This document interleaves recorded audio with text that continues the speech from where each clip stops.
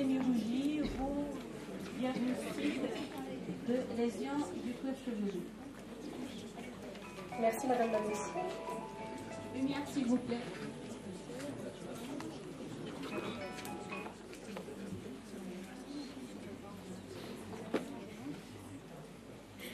Alors on va enchaîner par nos cas sur la tricoscopie ou communément appelée la dermoscopie du cuir chevelu. Alors nous allons nous intéresser, on a une dizaine de cas. Je vous demande d'être interactif et puis de poser autant de questions que vous voulez. On essaiera d'y répondre avec professeur Brown essentiellement. Donc je commence par Anas. Anas il a 7 ans. Il est venu nous consulter puisque ses parents étaient inquiets par cette plaque alopécique au niveau du cuir chevelu apparu il y a 2 mois, suite à un traumatisme. Et les parents voulaient savoir est-ce que leur enfant allait, est-ce qu'il allait y avoir une repousse ou pas. C'était essentiellement la première question qu'ils posaient. Et puis, donc, on a mis notre diagnostic. On n'a pas fait les on apprend à faire ça maintenant. Je pense que c'est une très bonne solution pour rassurer les malades. Et là, qu'est-ce que vous avez vu? Pourquoi trichotillomanie? Black dots? Où est-ce que vous voyez les black dots? Les points noirs? Il n'y a pas de points noirs en fait, non.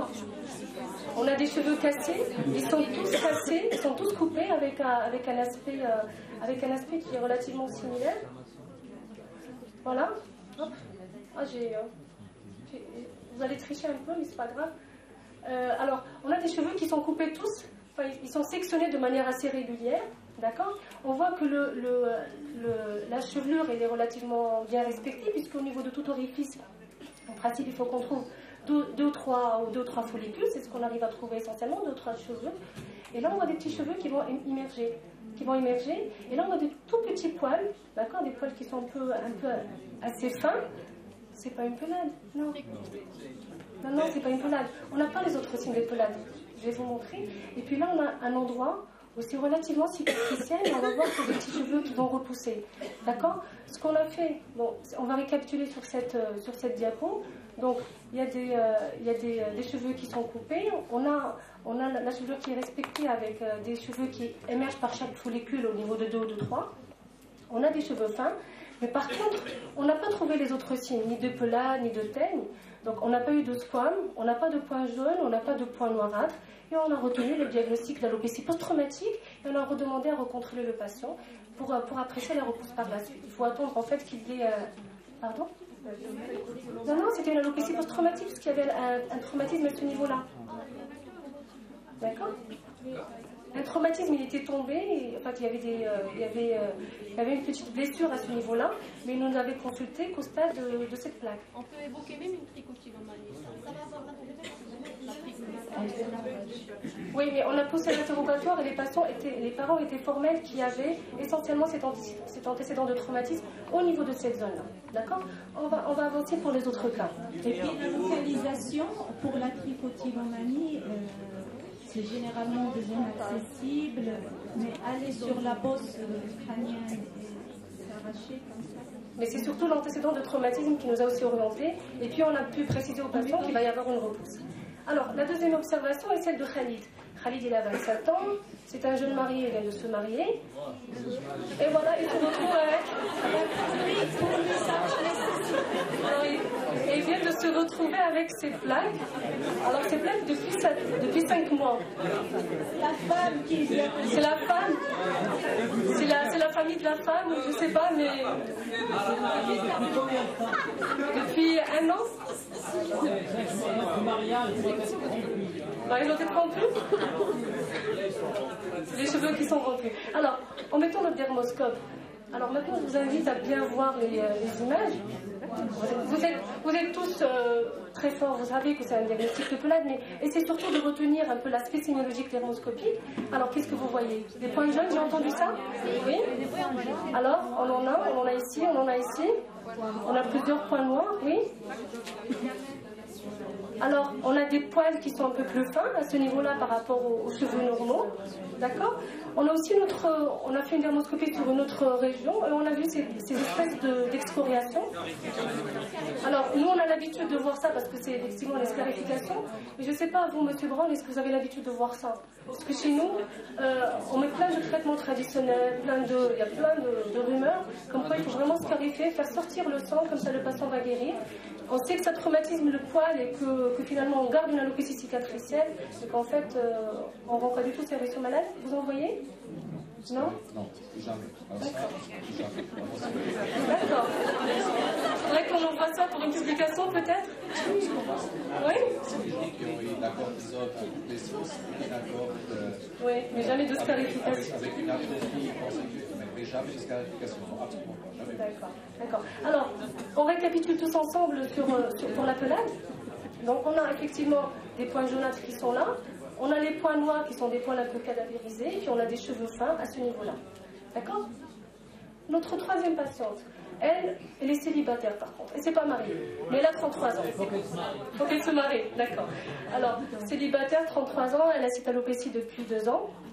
Toujours, vous avez votre diagnostic qui est évident, mais il faut surtout apprécier l'évolutivité et puis savoir quel traitement on va donner. Enfin, est-ce qu'il faut vraiment être agressif ou pas? Et là, qu'est-ce que vous voyez sur cette photo dermoscopique? Alors, plein de points noirs, oui. D'accord, donc ça veut dire que c'est une pelade qui est évolutive. D'accord? Quoi d'autre? Des poils fins, on en a plein, on en a ici. Alors là, on a un aspect particulier, c'est un peu l'aspect des cheveux en arrobase, un peu l'arrobase, @yahoo.fr. On a cet aspect-là, c'est décrit un peu dans les cheveux de pelade. Et on a aussi des cheveux qui sont coudés. D'accord, ce sont des cheveux qui vont un peu s'allonger sur le cuir chevelu, tellement ils sont un peu fatigués, ils n'ont pas de force. Et puis, on a ici un cheveu en point d'exclamation. D'accord, c'est ce qu'a rapporté M. Brown tout à l'heure. Donc, on récapitule. Cheveux coudés, point noir, point d'exclamation, arrobase, les points jaunâtres et tout, et puis les cheveux qui sont fins. Donc tout ça, ce sont des critères qui sont en faveur d'une alopécie, d'une pelade qui est vraiment évolutive. Il faut vraiment instaurer un traitement rapidement et peut-être lui chercher un mari peut-être en même temps. Quatrième observation, une perruque. Il y a beaucoup de patientes qui n'acceptent pas, en fait, il y a beaucoup de patientes qui portent le voile et ne veulent pas porter la perruque. On a un vrai problème avec ces patients. Alors, on revient à Esma, elle qui a 34 ans, qui est en bonne santé et qui vient nous consulter pour une raréfaction de la densité capillaire au niveau du vertex. Alors, on met notre dermoscope. Alopécie androgénétique. Oui. Oui, mais qu'est-ce que vous voyez sur le plan dermoscopique? Anisotrichie, oui. On a des poils qui sont fins, on a des poils qui sont relativement épais. On a des follicules où il y a un poil, là il y en a 2. Et puis, si on voit très bien, on a aussi une petite hyperpigmentation périfolliculaire. D'accord? Et tout ceci, c'est en faveur de l'alopécie androgénogénétique. Donc, l'anésotrichose ici, avec des cheveux de taille variable, de diamètre variable, et puis l'hyperpigmentation périfolliculaire. Alors, maintenant, c'est Abdelrazak, lui, qui a 52 ans, qui est de phototype 4 et qui consulte pour cette alopécie comme ça. Donc, le diagnostic, il est déjà facile cliniquement, mais je voulais vous montrer l'aspect dermoscopie. Alors, qu'est-ce que vous voyez? Follicules en touffe. Alors, en dermoscopie, on les distingue surtout parce qu'on a plus de 6 cheveux qui émergent par le même follicule. D'accord? Là, il y en a plus que 6, on en a plusieurs. Et là, qu'est-ce que vous voyez? Voilà, c'est ce qu'on appelle une plage amorphe. En fait, une plage où il n'y a rien, où il n'y a pas de follicule, il n'y a rien. Et donc là, on sait que c'est une alopécie cicatricielle et qu'il n'y aura aucun pourcentage, aucune chance pour que les cheveux puissent repousser. Et donc, l'aspect de cheveux en touffe et alopécie cicatricielle avec la plage amorphe, c'est l'aspect de cheveux en touffe. Alors, la 6e observation est celle de Aïcha qui a 45 ans et qui consulte pour cette alopécie qui évolue depuis plusieurs années. Elle nous rapporte dans l'interrogatoire une photosensibilité. D'accord? Oui, de plus peut-être parce qu'il y a la photosensibilité, mais l'image, elle ressemble peut-être aussi un peu à la pelade. D'accord. Bon, là, la dermoscopie ou la trichoscopie trouve amplement sa place, d'accord, pour cette pathologie, sachant que les deux peuvent s'associer chez la même patiente. Aussi bien la pelade que le lichen, que le lupus, puisque les deux, ce sont des pathologies auto-immunes. Alors, qu'est-ce que vous voyez? Alors, on voit les vaisseaux dont a parlé M. Brown. On voit ces vaisseaux qui sont tortueux, d'accord. Alors, et puis on voit qu'il n'y a rien, il n'y a pas de follicule pileux, et une alopécie, c'est vraiment cicatriciel, et puis quelques cheveux de taille normale. Alors, c'est effectivement cette absence d'orifice pilaire et la vascularisation tortueuse qui nous oriente vers l'alopécie cicatricielle. Bien entendu, on a éliminé notre diagnostic de pelade à ce stade-là, et puis on a bien sûr continué notre bilan dans le sens d'un lupus. Érythématose systémique, mais finalement c'était juste un lupus discoïde, et puis on a surveillé la personne. Alors, la 7e observation est celle de Nabila. Alors, Nabila, elle a 10 ans, c'est une fille qui est en très bonne santé, aucun problème, en dehors d'une teigne, pour laquelle elle a été traitée par Griseo, il y a pratiquement 2 mois, et qui consulte pour cet état pelliculaire qui est permanent, localisé, qui la gêne. Alors, on met notre dermoscope. Non, mais là, c'était vraiment le « Ah », parce que vraiment, on l'a trouvé. Là, c'était une véritable satisfaction. Alors, je vous invite à voir aussi. Alors, qu'est-ce que vous voyez? Il n'y a pas de pustule. On a des squames. Oui. On a un petit érythème. Il faut dire que la patiente, elle avait déjà vu plusieurs médecins, qu'elle avait eu plusieurs traitements. Elle a été irritée, puis avec l'ail, la friction d'ail et tout, elle est irritée. Alors, moi, je vous invite à voir ça et ça. D'accord? Non, c'est pas l'aspect en arrobase, c'est un aspect en tire-bouchon à ce niveau-là. D'accord? Et là, c'est un tire-bouchon qui commence, ou bien un aspect en virgule, et ça, c'est pathognomonique de la teigne. D'accord? On a refait. La lumière de Wood était négative chez cette patiente. Elle a pris 2 mois de traitement. 2 mois de Griseo. Et quand on a refait l'interrogatoire, en fait, elle était sous-dosée, d'accord?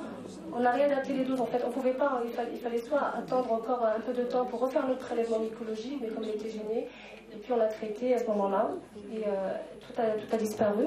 Alors, quand vous voyez ça, n'oubliez jamais cet aspect en tire-bouchon ou en virgule, c'est un aspect qui est quasi pathognomonique de la tête du cuir chevelu. Voilà. Il y a un poster. Oui.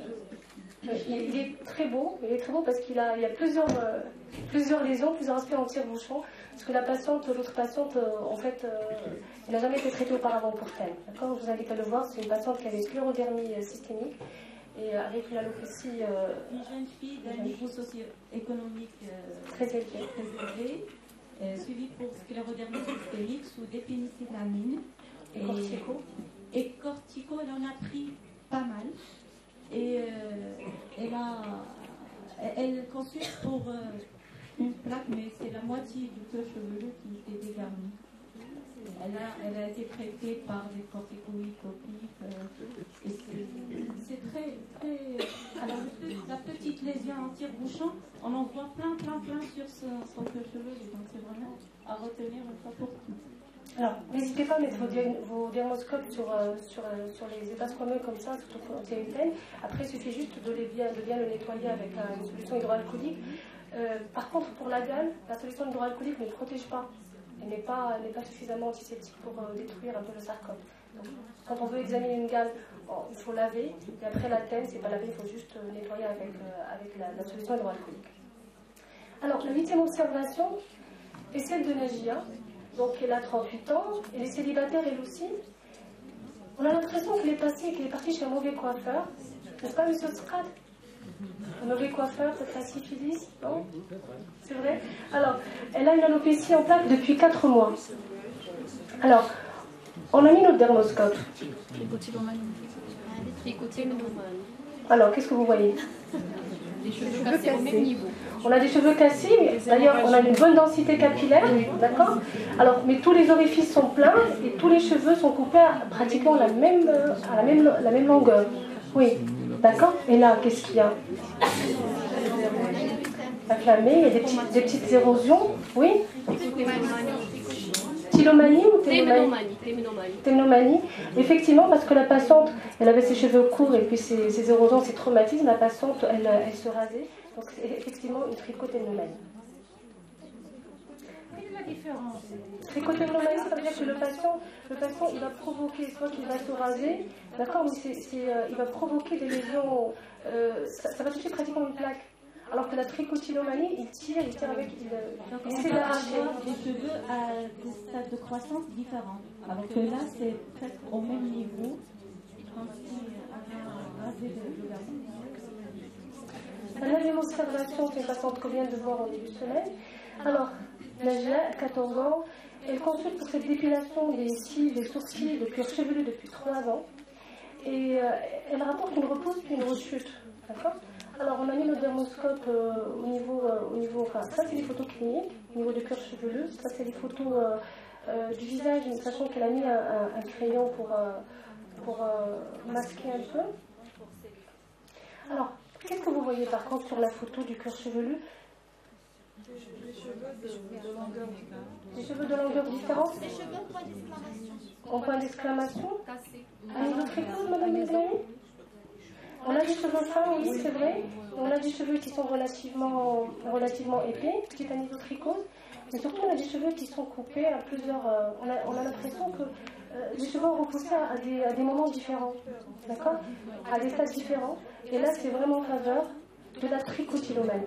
D'accord? L'aspect est totalement différent. Il n'y a pas de point jaune, il n'y a pas de point cadavérique. D'accord? Donc, on ne vous a pas mis l'image pour les sourcils, parce qu'on avait exactement la même chose, et la patiente refusait qu'elle essuie un peu son crème. Le dernier cas est celui de Ahmed, qui est âgé de 56 ans, et qui a ses lésions du cuir chevelu depuis l'enfance. Alors, sachant qu'il a été hospitalisé dans le service pour un petit analyse cerebraculaire, on a mis notre dermoscope. Et là, qu'est-ce que vous avez vu? Alors, on les voit très bien. Peut-être, monsieur Laurent, parce qu'on a peut-être un prototype un peu plus foncé, mais là, on voit vraiment les points blancs. On les voit très bien. D'accord? Et puis, on a quelques cheveux, d'accord? Et pour vous, ça fait quoi? Alopécie cicatricielle. Exactement. Alors, là, je voudrais surtout montrer un peu l'aspect en rayon de miel, qu'on voit peut-être pas très bien, mais on le voit à ce niveau-là. D'accord? Une petite hyperpigmentation, parce que comme c'est au niveau du cuir chevelu, qu'il n'y a pas de poils, il a eu cet effet un peu du soleil. Voilà. Donc, cheveux normaux, l'aspect de rayon de miel, et puis les points blancs, en faveur de l'alopécie cicatricielle. Je vous remercie. Est-ce qu'il y a des questions? Bien. Merci, professeur Michel. Et nous enchaînons. On arrive presque à la fin. Non, pas tout à fait. Le pire. Alors, professeur Guélouche va nous présenter quelques cas cliniques de langue. Donc, merci Madame la Présidente. Chers confrères, j'ai le plaisir aujourd'hui de vous présenter nos cas cliniques interactifs concernant la dermoscopie inguinale. On en notamment par la première observation de la patiente Khadija, âgée de 53 ans, sans antécédent pathologique notable et qui vient en consultation pour cette tâche pigmentée qui l'inquiète, qui remonte à 4 mois. L'aspect dermoscopique. Donc, qu'est-ce que vous voyez? Non, on essaie de rechercher les signes sémiologiques qui nous permettent de voir l'aspect. D'accord? Et on appelle les spots hémorragiques. Donc, à quel niveau il prédomine? D'accord? La couleur prédominante, donc du rouge, donc c'est un rouge pour qui est caractéristique de ces lésions. Et vous voyez à ce niveau des striations, donc une fois que vous avez constaté. Donc c'est un hématome. Récapitulant, donc c'est spots hémorragique avec des striations, avec cette couleur qui est rouge pourpre, mais il faut faire attention parce que des publications qui ont rapporté que devant cet aspect d'hématome, il faut ne pas oublier de rechercher les signes de mélanome. Parce qu'il y a des mélanomes qui saignent, il y a d'autres tumeurs qui peuvent saigner, d'où l'intérêt de recontrôler, de revoir vos patients.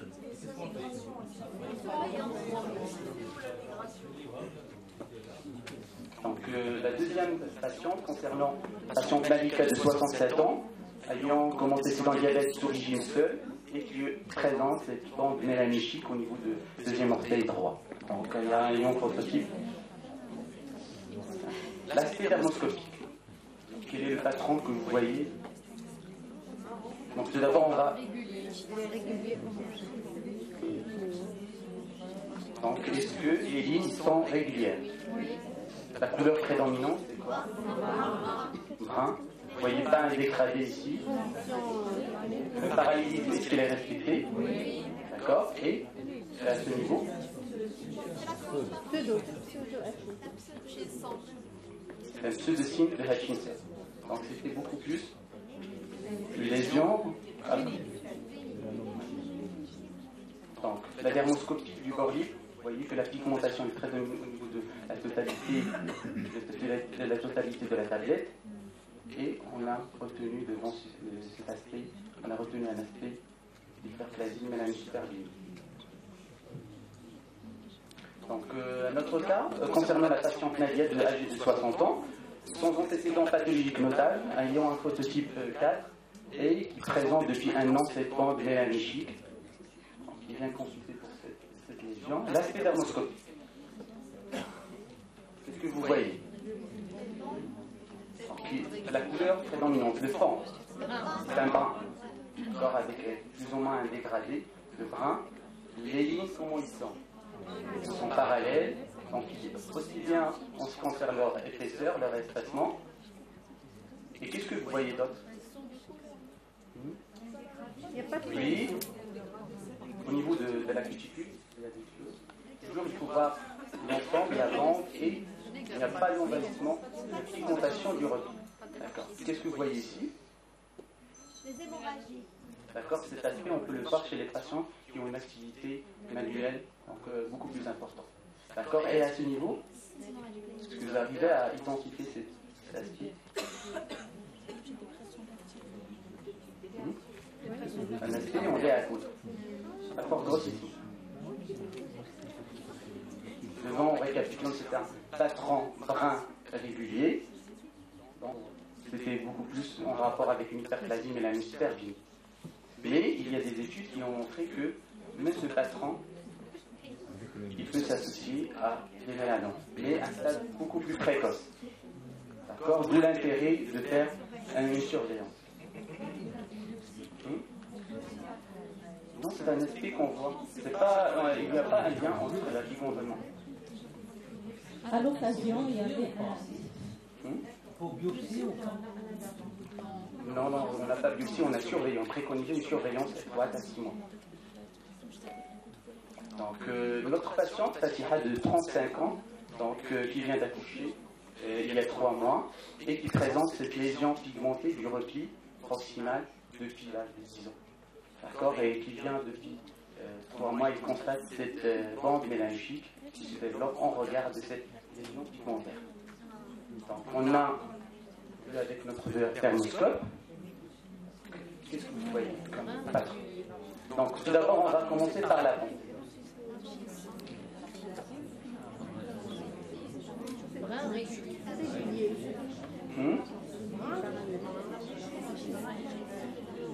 Non. En ce qui concerne les bandes, comment ils sont? Régulières. La couleur? Homogène. L'espacement, est-ce qu'il est respecté? Le parallélisme? D'accord? Donc, à votre avis, quel est le patron prédominant à ce niveau? Sur la table. Mais au niveau de la cuticule, c'est inquiétant. Je vous signale que la patiente qui vient d'accoucher. Donc en dermoscopie, la surveillance des lésions au cours de la grossesse peut prendre un aspect atypique. D'accord, il peut avoir un aspect en tache d'encre, parfois des globules qui sont irrégulières. Donc on a préconisé une surveillance chez la patiente.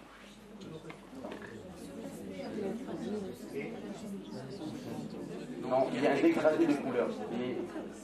Vous voyez ici. Pardon. Également, c'est pas un élargissement. Vous l'avez revu? Hein?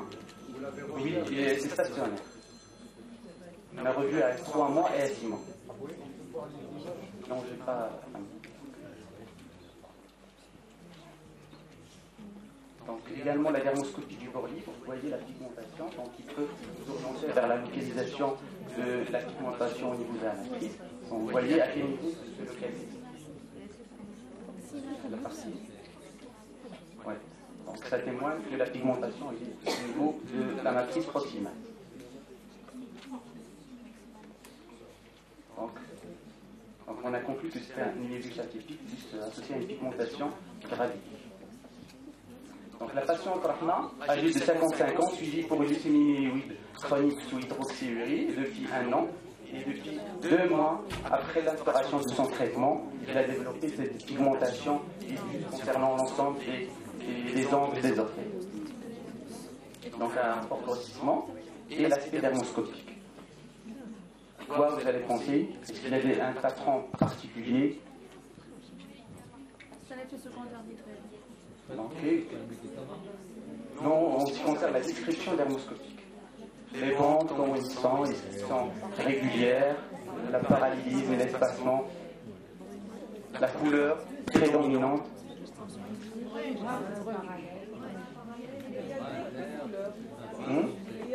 De couleurs, donc, et les bandes sont pratiquement parallèles, qui sont régulières. Donc, et c'est une pigmentation qui est diffuse. Donc c'est une pigmentation médicamenteuse. Donc un autre cas, concernant le patient âgé de 46 ans, sans antécédent pathologique notable et qui présente depuis 6 ans, donc ces bandes mélanochiques présentes au niveau des angles des doigts, donc ayant un phototype 5. Un aspect dermoscopique, qu'est-ce que vous voyez? Concernant la cuticule. Vous voyez, est-ce que c'est normal? Il y a des altérations? Oui. Donc, et également, qu'est-ce que vous voyez à ce niveau?